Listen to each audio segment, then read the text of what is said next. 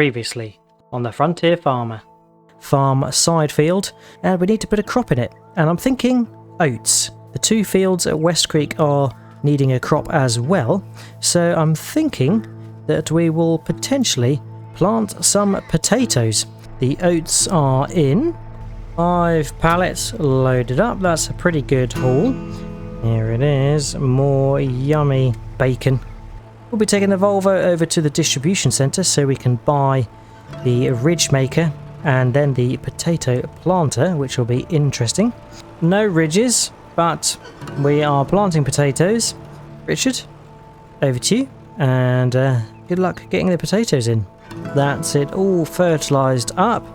I think I am very excited for next month because I'm hoping that's when we're going to be able to mow the grass in new field. And potentially we might look to get another and newer forage wagon.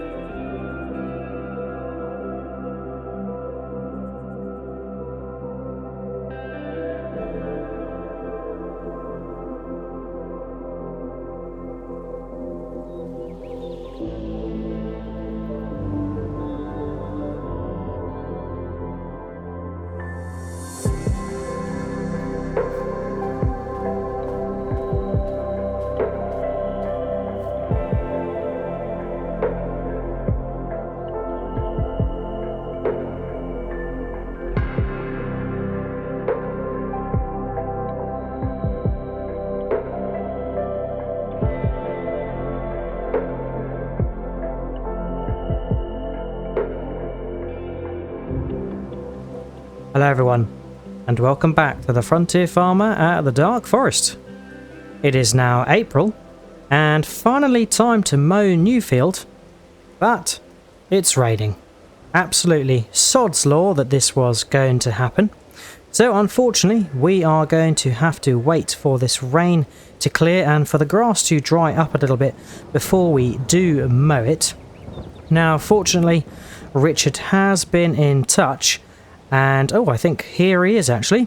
He's bringing the Volvo over from West Creek because he wants to borrow our hoe, our weeder, because West Creek North, where we drilled potatoes, has got some weeds in because, of course, we didn't plough it. So I'm going to go grab the hoe for Richard and we can get that back over to West Creek. They can borrow it and then we can get those potatoes nicely weeded.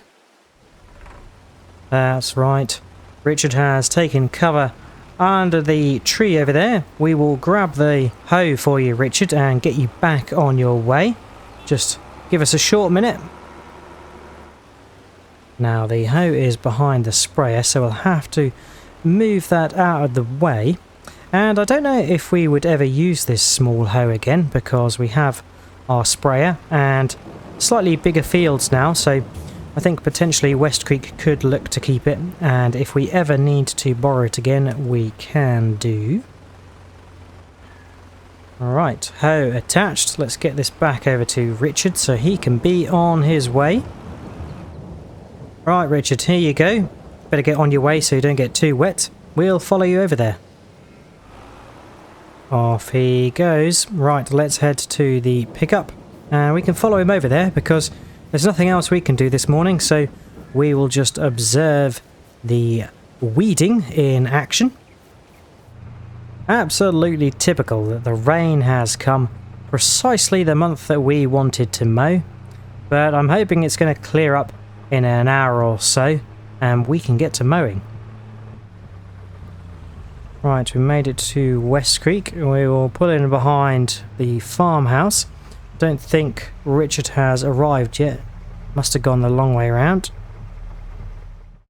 Whilst we wait for Richard, we can inspect the map and see that West Creek North does indeed need weeding. So there we go. West Creek South is safe because that was ploughed after the corn. Ah, here he is. Right, let's get set up for some weeding.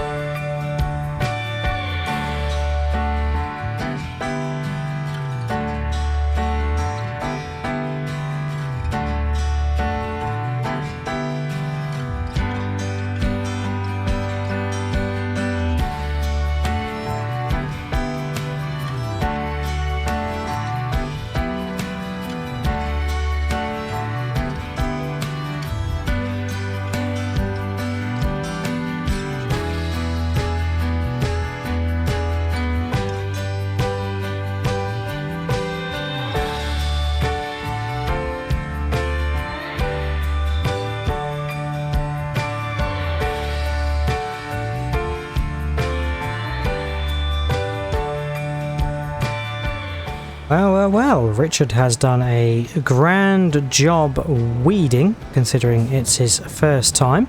I think we've got a nice slot in front of the plough to put this down here, so we can drop it off nicely and shut down.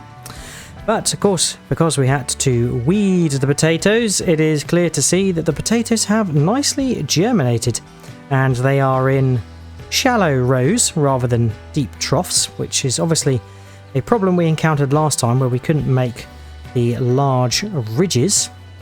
But West Creek South did not need weeding because this was ploughed from when we had the corn in it last. We needed to plough it. So yeah, it's all looking pretty good here, and these are at the top level of fertilization as well. So that means we don't need to touch these until harvest time, when we will top them and harvest them. Fantastic. Well, it looks like it's starting to clear up a little bit now. I'm sure the rain will subside. So let's hop back in the pickup, head over to the homestead, and hopefully we can get our mowing underway.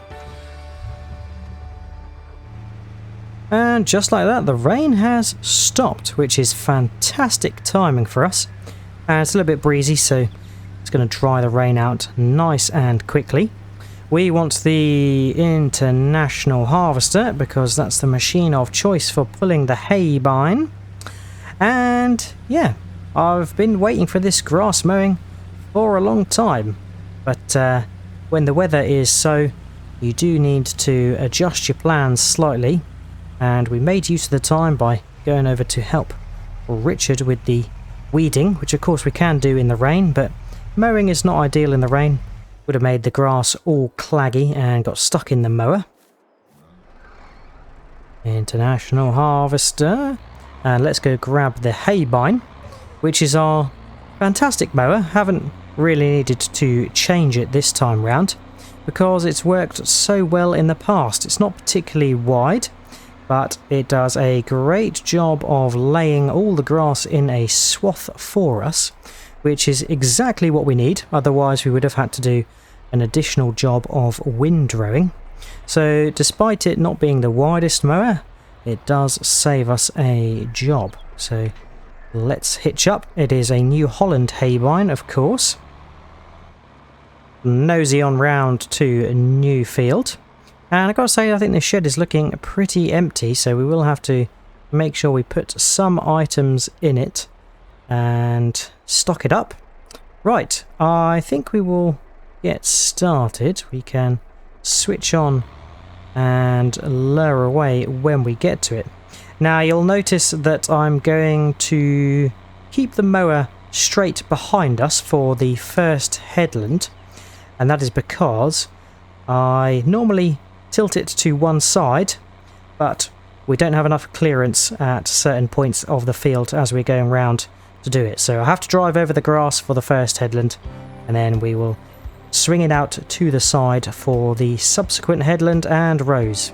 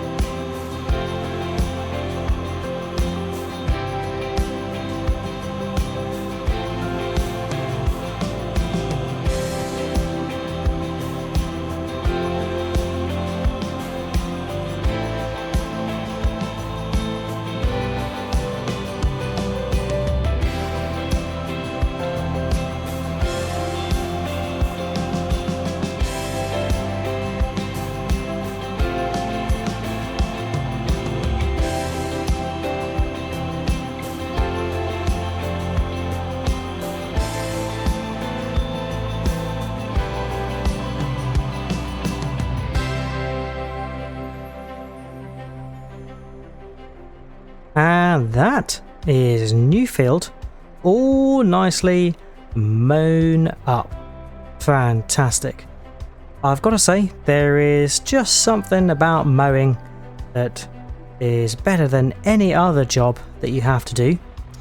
It's just so fun and therapeutic. I really got into the groove there, quite literally, and enjoyed doing all of the row mowing. Now let's get the hay-bine nicely straightened up. I did flip it left and right, back and forth to try some different directions on the headland. I think we went one way, then the other, and then back again. And then for the rows, I think starting out I did flip it left and right, and then decided to keep it in one direction and just go from one end of the field to the other. I'm hoping I can slither my way through here. It is a little bit tight, but I think we are going to make it, which is good. Yeah, absolutely love this haybine. It is a fantastic system. It fits our homestead perfectly.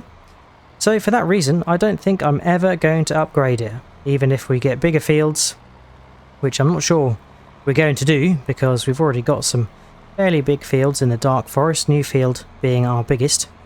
I think we're perfectly comfortable, perfectly happy mowing it with this. And the fact that it lays it all nicely into a swath for us means we don't have any windrowing to do. Of course, if we were making hay, we would probably want to have that mowed nice and open, and we do have a separate set of mowers. We have a sort of batwing mower that goes on the front and back, which is just a chopper, and it lays it all flat for us, and we can come along and ted that and then windrow it later. But yep, this grass is destined to the silage bunker for compacting and covering up and making silage from it. But yeah, we will get to that later on. We need to collect the grass up first of all. Haybine is dropped off. Absolutely fantastic. And on the notion of collecting it up, we are in need of a new forage wagon. We have a very old forage wagon which has been with us since the early days on the homestead, and it's served us well multiple times, but I think it's time to do an upgrade. We will give tribute to it by driving past, and we're not going to be selling it. No, it is too precious to us to get rid of it, but I think when the time comes we will give it a wash, give it a service, and donate it to West Creek. There it is, our fantastic forage wagon. But yeah, it's time to upgrade, time to get something a bit bigger, a bit better. So let's head to the distribution centre, see what they have for us, and then we can get forage wagon collecting. So this is what we've got on offer. It's not exactly revolutionary, but it is a step up. It's the Krone Optimat Allerslader, and it's looking pretty nice. It's a good colour match from the start, which is nice. We've upped the capacity to 20,000 litres. The previous forage wagon we had was 12,000 litres, so we're gaining a good 8,000 litres of capacity there. I think the pickup is in the back section, so we drive over it. The rear section lowers down as the forage pickup and gathers the grass that way. And I think it tips from the back as well, which is handy because we will need to reverse into the silage bunker. It takes 20 horsepower to run, so that is perfect. Should be more than capable of doing it. $16,928 is the cost. And we've got the lizard wheels selected, which yeah, is a nice look for this particular forage wagon. So we are going to go ahead and buy this and give it a whirl. Now I think the International needs a wash already, but here we go. The Krone, and I think this is the first piece of Krone equipment that we have purchased for the homestead. Here we go. It is attached, and just to check, looks like the PTO is attached nicely as well.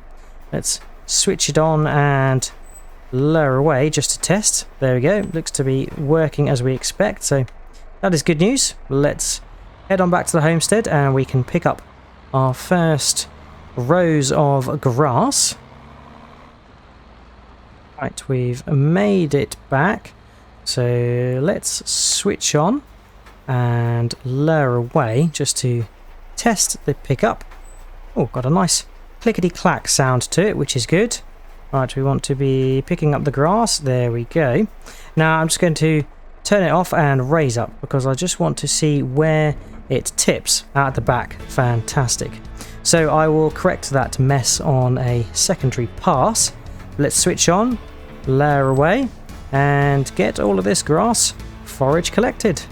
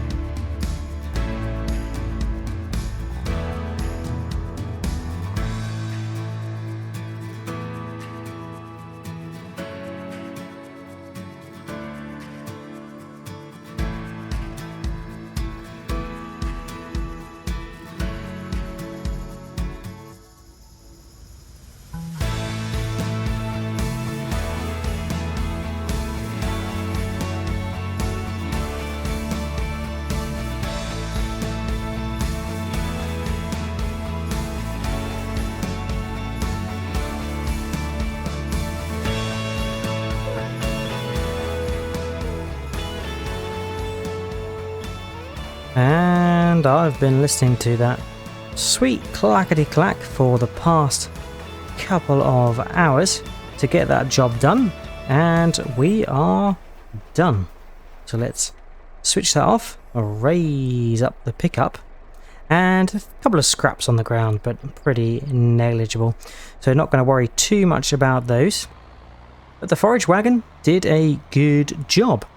Took me a little while to get used to it, as I'm mainly used to forage wagons with a pickup at the front rather than the back. So I'd say with a pickup on the back of the forage wagon, you don't really have to swish the front section out as much as you would when going around the bends on swaths, as sometimes you do have to kind of allow for the pickup to get around the swath, but when it is towed, it seems to follow it pretty straight and true. So you can just drive over the swath as if it was like a railway track, rather than having to cut across it and try and angle the front of the forage wagon so the pickup can collect from the swath. So yeah, there is something to be said, and an advantage to the forage wagons with a rear collection pickup. Right, I think I'm just been dumping in and around anywhere, no particular order or rhyme or rhythm to where I've been dropping it. I probably should have paid more attention to where I was dropping it, but never mind.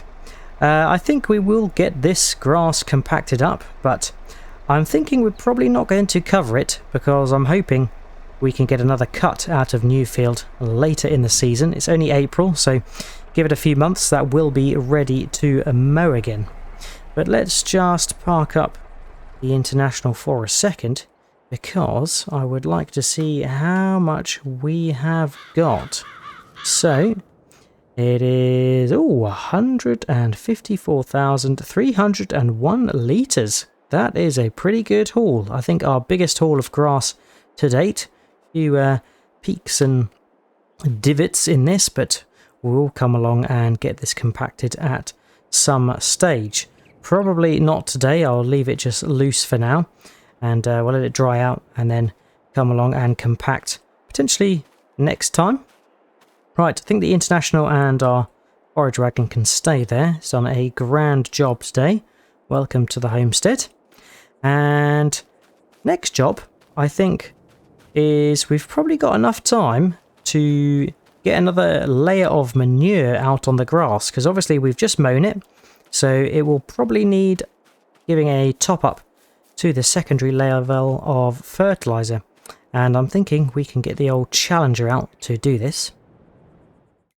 That's right, so field has been mown, so it's gone back to the primary level of fertilizing, because mowing does add a fertilization state. So we want to add some manure to this to get it up to secondary, and then it's pretty much going to leave it until it's ready to mow again. Oh, we're on the beefy Challenger Terrogator once again with the very responsive steering. I'm just trying to avoid tree collisions there. Right, let's get over to the Dovecote, load up with manure, get it topped up. I think the straw has been busy processing, so we should be away and able to fill this up to the brim. And I don't think we have any other needs for manure this season, so we can safely get this topped up. Oh, I've overshot it because it's heavy and the brakes are potentially as not responsive as the steering. Right, this does take quite a large amount of capacity, but hopefully we've got enough to fill it up. There we go, we have. Fantastic. So let's head on round to Newfield, and now we've got it mown, we can get it redressed with manure, and that's going to give it a nice dose of secondary fertilizer for the next time we want to mow that field.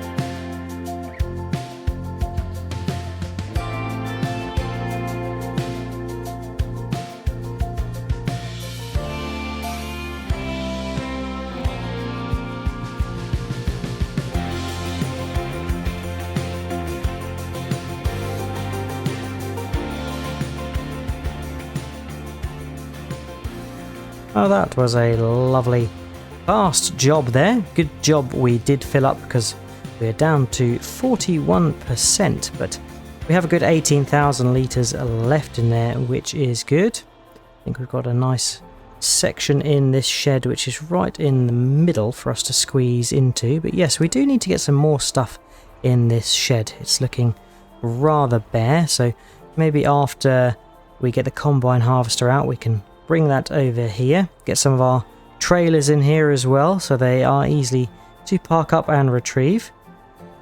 There we go. So new field mown up and forage collected, and all of the grass is in the bunker, which is nice. We will have to compact that at a later date. Now farm side field, which has got our oats, has germinated nicely since we drilled this, so that is growing quite well, and I look forward to harvest time. And of course in Stone End field on the other side of the bunker we have canola, which feels like we drilled a long time ago, but that will be ready later in the year. And once that canola is harvested, we will look to merge Burfield and Stone End field into one. We'll have to do some tree chopping and some ploughing to merge those two fields.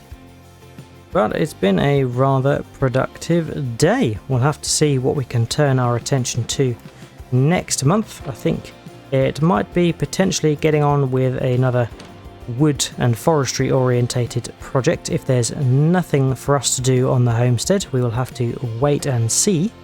But that is it for today. Hope you have enjoyed watching. If you have, remember to drop a like and subscribe. If you've got any tips, tricks or things you'd like me to do, then feel free to leave a comment. But all there's left to say is, I hope to see you again next time on The Frontier Farmer, and until then, catch you later. Cheers all, bye bye.